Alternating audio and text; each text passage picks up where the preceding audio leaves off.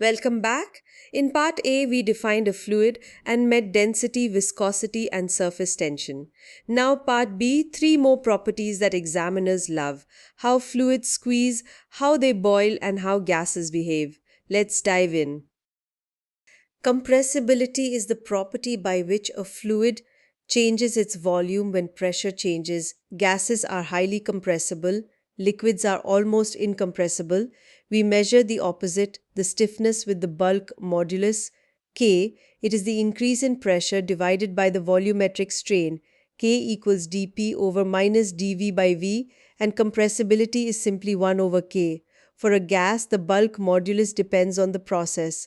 Under isothermal compression, K equals the pressure P. Under adiabatic compression, K equals gamma times P. Now, vapor pressure. In a closed vessel, liquid molecules keep escaping from the free surface and collect as vapor above it. The pressure these vapors exert is the vapor pressure, the pressure at which the liquid turns to vapor at a given temperature. Here is the key idea. A liquid boils when the surrounding pressure drops to its vapor pressure, so a liquid can boil even at room temperature if you lower the pressure enough, which is exactly what sets up our next phenomenon. When a flowing liquid speeds up, its local pressure can fall below the vapor pressure. Vapor bubbles form, get carried into a high pressure region, and collapse violently, producing very high impact pressures that pit and erode the surface. This is cavitation, and it damages pump impellers, turbine blades, and pipelines. It is a major design concern in hydraulic machines and a favorite exam definition.